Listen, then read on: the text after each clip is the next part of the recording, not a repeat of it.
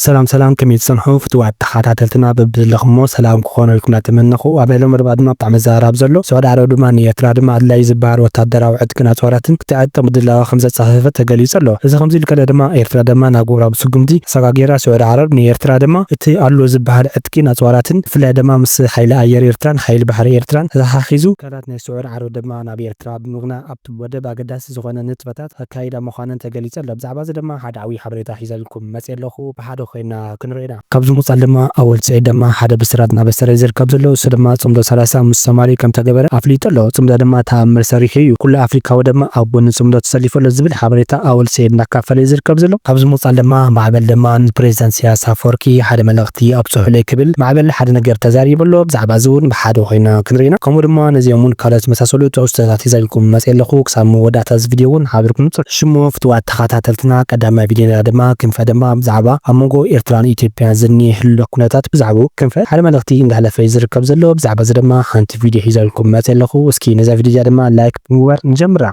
إيرتران إيتيوبيا يتعرق أخبها كله قرزو لتقراوي يبلا كوينات يخرحق قرن تقراي دما تكونتات كتكتاتلن كتفلت عندما قدن بقى خوينو اتوم كتتاكو إيرتران تعرقن كبهالن كلوس اوكي صبوق زولو سبات حدا نتصمدو زقاوميهم تزغرم ነገር ምክንያቱም ጽምዶ ሰላም ይምጽዩ خالአይ ድማ ጽምዶ ተቋይሞም ሰላም ናይ ኢትዮጵያን ኤርትራን ምድጋፎም ይኮነን ትዝገርም መጻናኩም ዋልም ትብጣም خالي ዝገብሩ ድማ መጻና ሶ ክግምግሙ እንከሎ ሻዕቢያ ዝባሃል ኢሳያስ ዝባሃል ክጠፊ ዘሎ ይብልኻ ኢሳያስን አብይን ይዕረቁ ክባሃል እንከሎ ድማ ዕድል ሓቢርና መጻናኩም እዚ ፖለቲካ ይኮነን በመሰረቱ እዚ ደንገርገር ዝፈጥር ቆዋም ዝባሃል ነገር ዘይብሎ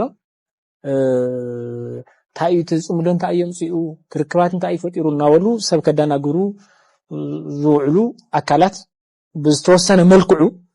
ታይ ኢና ንፈጥር ዘለና ክላሪቲ ኢና ንፈጥርለን ካብዚ ሙጻል ድማ ሃይሊ ዘደዊ ድማ ብዛዕባ ዝንየ ዘባው አሰላልፈታት ብዛዕቡ ሃይሊ ሓደ ሓበሬታ እናካፈለ ይዝርከብ ዘሎ እስኪ ሰሚነን መለስ ዘዋ ኤርትራ ዘለዋ ብጽሒት ኤርትራ ዘለዋ ሮል ህዝብ ትግራይ ዘለዎ ሮል እና ናይ ኢትዮጵያ ዝንየ ሓፋሽነት ካልኦት ከዓ ፕሮክሲ አክተርስ ደልያ ናይ ፕሮክሲ ዎር ስፖንሰራት ዝገብርኦ ዘለዋ ሙልኡ ንርአዮ እንተንብል ንኣብነት ናይ ዩናይትድ ዓረብ ኤሚሬትን ናይ ስዑድን ምባኣስ ግን ኣብ ናይ ትግራይ ጨፍጫፍ ግን ሓደ ምዃን ናይ እስራኤል ንሶማሊላንድ ምቕባል ግን ግብፂ ከዓ መይሳ ትቃወሞ ድሕነት እስራኤል ኣብ ግብፂ ዋላ ዲፔንድ ገይሩ እንዳሃለወ ግብፂ ትቃወሞ እስራኤል ትድግፎ አውዚ ማእኸል ኮይና አሜሪካ ንግብፂ ናብ ኤርትራን ናብ ጅቡትን ምምጻ ናብ ዶራሌን ኣብ ዓሰብን ወደብ ንኽተልምዕ ጦር ቤዝውን ክትሕዝ በዚ ሒዛታላ ንኢትዮጵያውን ዋ ናብለት ብኣባይ ግድብ ናይ ምፍራሕ ናይ ትራምፕ ትሪኦ ዘላ እዚኣቶም ኩሎም ክንሪኦም ከለና ኣብቲ ከባቢ ዝኔ ሕንፍሽፍሽ ክንወጾ እንድሕር ኮይና ከም ህዝቢ ጽምዶ ስለ ዝገበርናስ ንኣብይ ኣሕመድ ኢና ክንመልሶ እምበር ትጽምዶ ቢዮንድ ኣብይ ኣሕመድ ዘሎ ናይ ፕሮክሲ ስፖንሰርስ ናይ ፕሮክሲ ዎር ስፖንሰርስ እንብሎም ኢምፓክት ክቋቆም ብዝኽእል ደረጃ መምችቻው መደረጃው ይከኣሎ ተዓንተ ወይ ዝበልካ ያታ ተሓሳስባ ሓዘኒ ይኻብደን ትማለ ሓደ ቪድዮ ነርኢ ነርና ሓደ ኤርትራዊ ዕሽናዮ መታሊልናዮም ንተጋሩ ጽምዶ ኢልና ተኾይና ተርሒቕናዮ ገለ ይዝብል ግን ተኾይናቱ ነይርሓቆን ንዓናውን የታለለና ንሕናውን ንጥቕምና ንስውን ንጥቕሚና ንጻመል ዘለና እምበር ኣብ ኤርትራ ተመርኮሰ ትግራዋይ የለን ኣብ ትግራይ ተመርኮሰ ኤርትራውን የለን ነንባዕልና ንቃለሲና ንብል ዘለና ካብዚ ሙጻል ኤርሚያስ ድማ አብይ አሕመድ ንትግራይ ከጥፋ አይደለሎ እዚ ነገር ዘይተረዶም አብይ አሕመድ ክትሰርሒና ዝብሉ ተጋሩ ተዘለው ኣነ ግን ብጣዕሚ ዝሓዝን ክብል ኤርሚያስ ሓደ ስፍሕ ዝበለ ሓበሬታታት እናካፈለ ይዝርከብ ዘሎ ኤርሚያስ እስኪ ሰሚነን መለስ አብይ አሕመድ ትግራይ ከጥፋ ይደልሎ ነዚ ነገር ዘይተረድኡ ምስ አብይ አሕመድ ክንሰርሒና ዝበሉ ህወሓት ዝጸሉ ጥራይ አንጻር ረብሓ ህዝብ ትግራይ ወይ ድማ ኣብ ጎና አብይ አሕመድ ኮይኖም ህዝብ ትግራይ ከጥፍኡ ዝደልዩ ተጋሩ ክርኢ ከለኹ ብጣዕሚ ዝግረም ዘለኹ ኢሉ ተዛሪቡ እስኪ ንስማዕያ አሁን የሚካሄደው ውጊያ ትግራይን ለመውጋት ነው የሚል መሆን የለበት ለማጥፋት ነው የሚል ቃል ነው የሚገልጸው ይሄ በሾዳ ያስፈልግ it is very serious ተወላጆች በተለያዩ የአሰራር ውስጥ ሆነው ከህወሓትም ከምንም ጋር ባለው ቅሬታ በተለያዩ መንገዶች ግልጽነት አለፍ ብሎ ለመናገር አሁን የሚካሄደው ውጊያ ለማጥፋት ይህን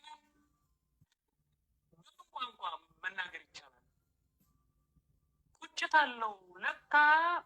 እንደ ሱዳን ከተማው ማፍረስ ይቻል ነበር ብሎ በፓርላማ የተናገረ ሰው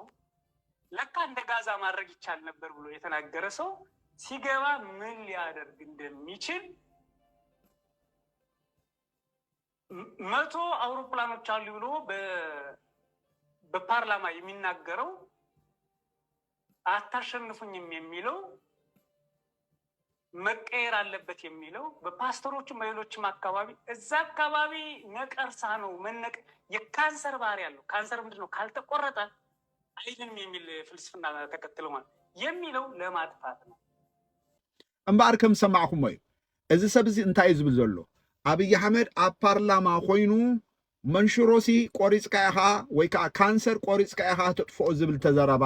ተዛሪቡ ነይሩ ኢሉ እዚ ጥራይ እውን ኣይኮነን 100 አውሮፕላን ኣለና ኢሉ ተዛሪቡ ነይሩ ኢሉ እዚ ጥራይ እውን ኣይኮነን ከም ጋዛ ከም ናይ ሱዳን እውን ከተማ ክዓኑባ ይኽእል እዩ ኢሉ ተዛሪቡ ነይሩ ኢሉ እዚ ሁሉ ተዛሪቡ ትማለ ከዓ ኣብ ትግራይ እንታይ ከም ዝገበረ ረሲዖም ተጋሩ ኣብ ጎኑ ኮይኖም ኣብ ጥፍዓት ትግራይ ሕጂ ከዓ እንደገና ምስ አብይ አህመድ ክሪኦም ከለኹ ብጣዕሚ የዝሕገርመኒ ኢሉ እዚ ጥራይ እውን ኣይኮነን አብይ አህመድ ሕጂ ትግራይ ከጽትና ትግራይ ከጥፋእ እዩ ዝዛረብ ዘሎ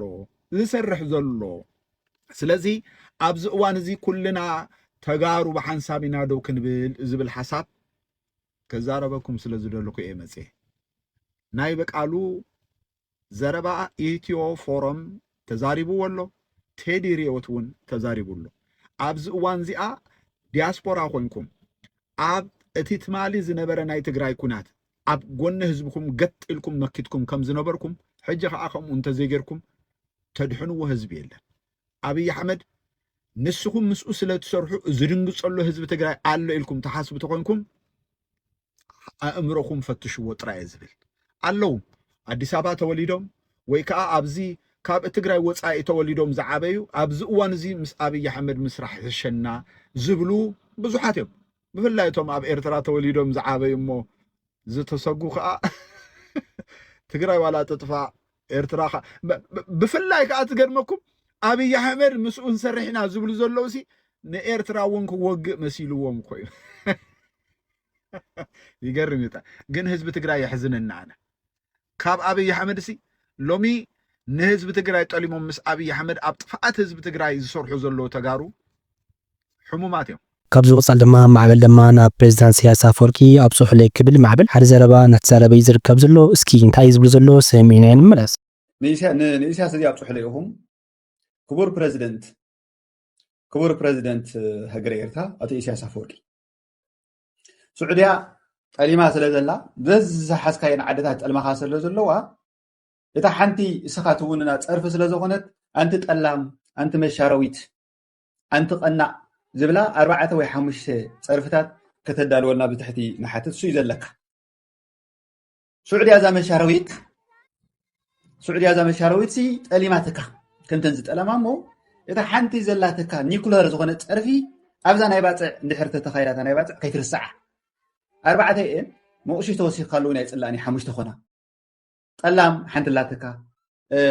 ነዳይ ዳ ተወሲዳ ነዳይ ተወሲዳ ጠላም ቀናዕ መሻረዊት መቃይሒት ወይ ደሓኒ ምስኡ ተሓወስካሉ ፅቡቅ እዩ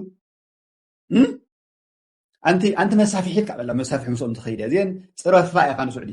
እታ ሓንቲ ዘላትካ ጠርፊ ኣበቃ ድውይ ክፃረፍ እዩ ዝውዕል ዝብል ከም ዝፈርሕ ቀልቢ ጠሊማትካ ንቐጠር ኣርኪባታ በቃ ኣርሓናይ ዓለም ኢኻ ኣርሓናይ ኣፍሪቃ ብፀርፊ ኢኻ ትለለለኻ በላ ደክራ በላ ሓንቲ ዘላትና ሳያ እዞም ኣብዚ ደለዉ እዞም ጅጅማጁዝ ከዓ በቃ ኣንበሳ ኣፍሪቃ ንስዑድያ ስሚዕዋ በቃ ዝሓቢ ዓፅሙ ስሚዕዋ ውሎ ከዓ ብትክፅሓፊ ኮመንት በላ ኢኻ ከይትምሕራ እዚኣ ሓደራ ኣብፅሑ ኣብ ኣስመራ ዘለኹም ቆሪፅኩም ኣብፅሕዋ ኣብ ዓዲ ሃሎ ዘለኹም እቶም ብፆትና ኣብፅሕሉ ኢኹም ከይርስዓ ሸበሸብ 4 ይኹና እንድሕር 5 ኮይና ከዓ መቑሽሽ ካብዚ ምውፃል ድማ ወጠባ ድማ ውድቀት ጥፋት ንኢትዮጵያ ይከላተፈሎ ክብል ወጠባ ሓደ መልእኽቲ እንዳሕለፈ ዝርከብ ዘሎ ብዛዕባ እዚ ድማ ሓንቲ ቪድዮ ሒዘልኩም መፅእ ኣለኹ እስኪ ናብታ ቪድዮ ከሕልፍኩም ዓብዪ ናይ ለውጢ ምምፃእ ኣብቲ ከባቢ እቲ ክፍጠር ዝኽእል ናይ ጂኦፖለቲካዊ ኣሰላልፋ ለውጢ ኣሎ ብዓብዩ ኣብቲ ፖለቲካ ኣብቲ ዲፕሎማሲ ብሃገራት ደረጃ ድማ ናይ ዲሞግራፊ ለውጢ ክመፅእ ይኽእል እዩ ምክንያቱ ኢትዮጵያ ትትኸዶ ዘላ መገዲ ወይ ተኸፊትዋ ዘሎ ግንባራት ባዕላውን ከፊታቶ ዘላ ግንባራት ኢትዮጵያ ብዓቕሞም ሬዚስት ክገብሩ ይክእሉን እዮም ድሮ እኳ ኣብዚ ናይ ኣምሓራን ከባቢኡን ኣጋጢሞም ዘሎ ዓብይ ወታደራዊ ዕንወት ወታደራዊ ክሳራ ህልቂት ምምራኽ ምድምሳስ ናይ ሰራዊትን ካልእን ኢትዮጵያ ምስ ዘለዎም ካፓሲቲን ዓቕምን ካብቲ ኢማራት ዝሃበቶም ዘመናዊ ፅዋር ወፃኢ ብዓቕሚ ሰብ ደረጃ ቁፅሪ ዋላ ክንድዚ ለና ክብሉ ክእሉ እዮም ግን ናይ ምግባር ዓቕሞም ግን ክሳብ ክንድቲ ዘነይት ኣይኮነን ስለዚ ብሓፈሻ ኣብይ ነሰራዊት እዚ ናብ ሰለስተ ግንባራት ዝእክቦ ደሎ ንናይ ዲፕሎማሲ ፀቕጥን እዚ ከባቢ እዚ ክህወኽ ስለዝኾነ ዞባዊ ኩናት ክላዓል ስለዝኾነ ትገብሩ ብታሕ ግበሩ ዝዓይነቱ ኢምፓክት ንምግባር ተፅዕኖ ንምግባር ነዚ ከባቢ እዚ ተባሂሉ ይዝእመን ብመንፅር እዚ ግን ኢትዮጵያ ምናልባት ናይ ኢትዮጵያ መሪሕነት ናይ ኢትዮጵያ ከምዚ ዓይነት ሓሳብ ክሓስብ ከሎ ፀላእትናስ በዓል መን እዮም ኢሎም ኣብ ግምት ዘእተዎ ኣይመስል ካብዚ ምቕፃል ድማ ስዑድ ዓረብ ድማ ንኤርትራ ኣድላይ ዝበሃል ወታደራዊ ዕጥቅን ኣፅዋራትን ክትዕጥቕ ድላዋታ ተፃፍፍ ከም ዘላ ተገሊጹ ኣሎ እዚ ከምዚ ኢሉ ከሎ ድማ ኤርትራ ድማ ናብ ግብራዊ ስጉምቲ ተሰጋጊራ ከም ዘላ ተፈሊጡ ኣሎ ብዛዕባ እዚ ድማ ሰፍሕ ዝበለ ሓበሬታ ሒዘልኩም መፅእ ኣለኹ እስኪ ነታ ሓበሬታ ክሕልፈኩም ስዑድ ዓረብ ንኤርትራ ኣድላይ ዝበሃል ወታደራዊ ዕጥቅን ኣፅዋራትን ክትዕጥቓ ምድላዋታ ተፃፍፍ ከም ዘላ ኣብ ጨብጫባቱ ገሊጹ ነይሩ ኤርትራ ምስ ስዑድ ዓረብ ንፀጥታዊ ጉዳያት ዝምልከት ኣቐዲማ ስምምዓት ከም ዝኸተመት ዝዝከር ኮይኑ ሕጂ ኤርትራ ናብ ግብራዊ ስጉምታት ተሰጋጊራ ስዑድ ዓረብ ከዓ ንኤርትራ እቲ ኣሎ ዝበሃል ዘድልያ ዕጥቅን ኣፅዋራትን መሳለጥያን ብፍላይ ከዓ ምስ ሓይሊ ኣየር ኤርትራን ሓይሊ ባሕሪ ኤርትራን ተተሓሒዙ ከምዚ ዓይነት ነገራት ኣብ ባይታ ክንከታተልን ክንዕዘብን ኢና